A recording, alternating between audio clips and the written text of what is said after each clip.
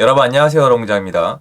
기사가 하나 나왔는데 눈에 확 들어오더라고요. 그래서 좀 놀랐습니다. 보면은 보증금 반환 여력가 없어서 전세값 하락발 급매물 얼마나 나올까 나왔습니다. 왜 놀랐냐면요. 이렇게 뒷북을 칠 수가 있나? 이게 지금 언제적 얘기인데 이제 와서 기사를 내보내고 있나? 사람들이 오해하겠다, 설명을 해드려야겠다는 생각이 들어서 영상을 켰습니다. 시청하시기 전에 구독하기, 좋아요, 멤버십 부탁드리고요. 멤버십은 매주 토요일 라이브를 진행하고 있습니다. 기사 내용 요약되어 있고요. 그대로예요. 최고점 대비 수억 깎은 감액 계약 늘었고요. 인기 없는 전세, 인기가 없다는 거예요. 전세가. 사람들이 수요가 별로 없어요. 왜냐하면 금리가 높잖아요. 세입자의 가격 맞춰야 되고요. 자금 여력 없는 집주인은 파는 수밖에 없는데 이것도 안 팔리고 있어서 결국 그게 급매로 나왔다는 거죠. 근데 여러분 이거 아시죠? 이미 이건 시작이 되었고요. 이것 때문에 급매가 어마어마하게 나왔습니다. 제가 말씀을 드렸었는데요.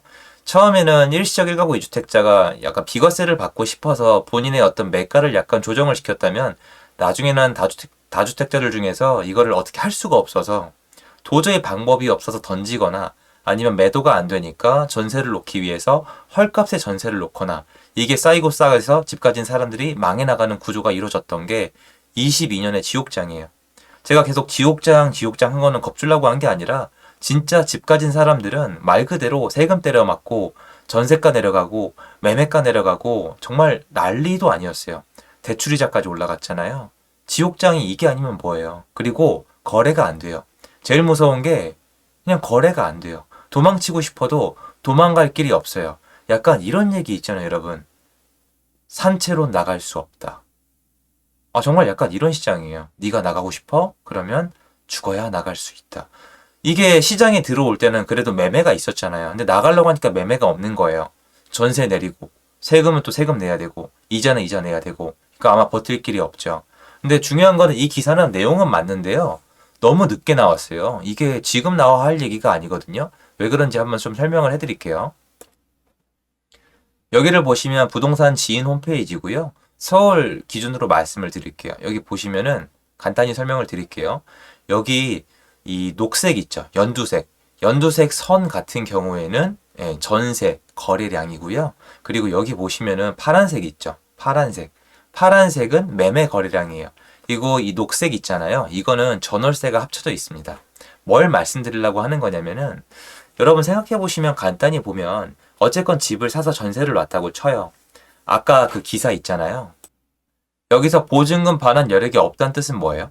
세입자가 있다는 뜻이잖아요. 세입자가 없는 매물은 여기 해당이 안 된다는 거예요. 세입자가 있는 매물 중에서 보증금 반환 여력이 안 되고 팔 수도 없고 세금 이자를 못 내는 사람이 정말 상상을 초월할 정도로 낮은 가격에 매도를 하는 거거든요.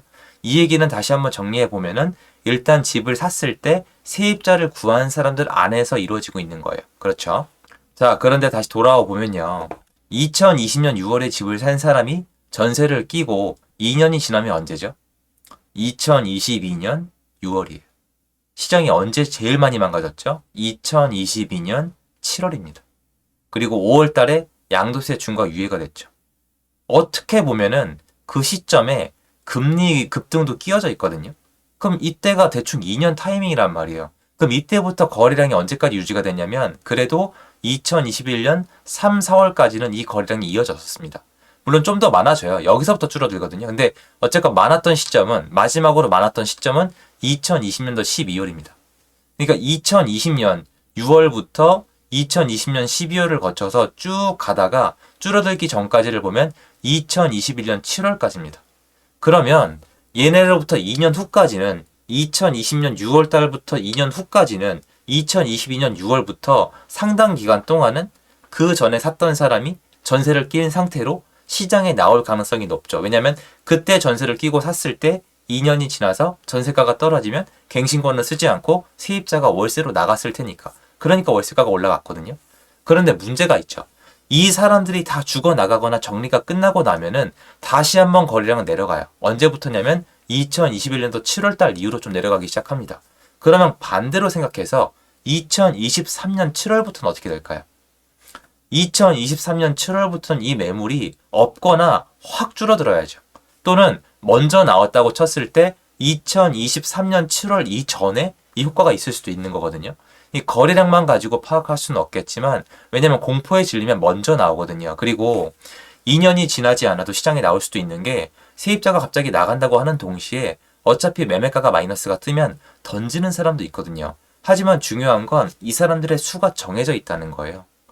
다시 얘기해서 이 효과를 딱 여기서 봤을 때 2020년 6월 안팎으로 사람들이 집을 사면서 전세를 꼈다고 쳤을 때 2년이 지난 시점이 이미 도래했었어요. 그게 2022년 6월입니다. 작년 6월. 그로부터 지금 거의 7개월이 지나갔어요. 그러니까 조금 더 지나가면은 이때 집을 많이 산 사람들이 다 아웃이 된단 말이에요. 그 다음부터, 특히 그 다음부터 2021년 11월 정도가 되면 이 기점은 2023년 11월이 되겠죠. 그때는 집을 산 사람이 테크니컬하게 많을 수가 없어요. 많으려고 해도 많을 수가 없죠. 그러면 이때 자연스럽게 전세를 끼고 집을 산 사람도 굉장히 적을 겁니다. 그렇게 다시 얘기하자면 2023년 11월이 되면은 그 전세를 끼고 산 사람이 시장에 나올 가능성도 줄어드는 거예요.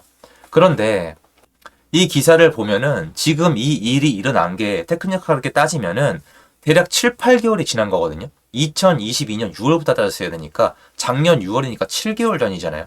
7개월이 지나서 나온 거예요. 그러면 전세값 하락발 급매물 얼마나 나올까? 거의 다 나왔고 마무리 단계에 접어들고 있다고 보는 게 맞겠죠. 이게 끝났다고만은 볼 수 없는데 플러스 알파로 특례 보금 자리론에 보증금 반환 대출이 됩니다. 그러면 여기서 상당 부분은 구제가 될 것으로 보여요. 그럼 국가가 나서주고 또 전세 대출에 대해서도 어떤 정책이 나올지 모르잖아요. 그래서 여러 가지 합쳐봤을 때 이 증상은 막바지가 아닐까. 그래서 저는 뭐 이걸 통합해서 말씀드리자면 지금 집값이 뭐 몇십 프로가 더 떨어진다. 시작도 안 했다. 앞으로 3, 40%는 더 빠진다고 얘기하는 분들이 저는 사실 이해는 잘 안 되거든요. 근데 또 시장이 어떻게 변하는지 지켜봐야 되는 거니까요. 그런데 여러모로 시장에 불안정했던 그리고 공포심을 불어넣을 수 있었던 것들은 차차 좀 걷어지고 있거든요. 언론도 약간은 좀 덜한 모습이고요. 그래서 지금은 우리가 이 시장에서 누가 물건을 왜 그렇게 싸게 팔았는가, 그리고 집을 가진 사람이 왜 그렇게 힘든가, 어떤 선택을 하고 있는가, 이런 걸 다 파악을 해봐야 된다고 생각을 해요. 왜 그러냐면 거래량 자체가 없으니까 그 한 명 한 명이 어떤 선택을 왜 했는지를 파악하는 게 생각보다 그렇게 어렵진 않거든요. 그리고 그걸 기반으로 그런 사람들끼리 거래를 해왔는데 거래량이 앞으로 늘 수 있을까를 또 따져봐야 됩니다. 왜냐면 제가 말씀드린 것처럼 이런 사람들은 줄어들 거예요. 왜냐면은 2021년도 10월달 이후로 점점 더 집을 못 샀거든요. 대출 중지도 됐고. 그러면 2년 후에 팔 사람도 없는 건 맞는데 아무리 그렇다 할지언정 시장에 수요가 없으면 아무 의미가 없거든요. 근데 정부에서는 내수 경기 때문에 수요를 좀 만들려고 노력을 하고 있는데 이것들이 합쳐져서 어떤 결과물이 나올지는 시간이 지나면 또 데이터에 나오겠죠. 근데 여러분이 만약에 투자자라면 경제적 이득을 취하고 싶은 사람이라면 공부를 하고 먼저 예측을 해보고 또 배팅을 해보고 나오는 결과에 대해서 담담히 받아들이고 또 복귀해보고 이런 과정을 반복하셔야 되겠죠. 여러모로 참 쉬운 시장은 아닙니다. 그런데 저는 요거는 정리하고 싶은 거예요. 이거 맞아요. 맞아서 많은 분들이 이것 때문에 무너진 건 맞아요. 맞는데 앞으로 이게 더 나올 거를 지금부터 볼 건 아니에요. 이거는 마치 그거랑 비슷한 거예요. 아직 하락 시작도 안 했습니다. 지금부터 내려갑니다. 그게 아니라 다 내려왔죠, 여러분. 시장에 나가보세요. 이 정도면 다 내려왔다고 평가하는 게 맞는 시장은 맞아요. 물론 거래가 없기 때문에 늘어나봤자 정말 부족하기 때문에 뭐 할 말은 없지만 그래도 이 정도면 다 내려왔다는 생각을 하기 때문에 이거 기사 내용은 좀 보고 뭐 덜컥 겁을 먹거나 나 집 갖고 있는데 어떻게 해야 되지 이런 생각을 하기보다는 거의 다 왔다라고 생각하시는 게 좀 맞는 것 같습니다. 제 내용 여기까지고요. 도움됐으면 좋겠습니다. 감사합니다.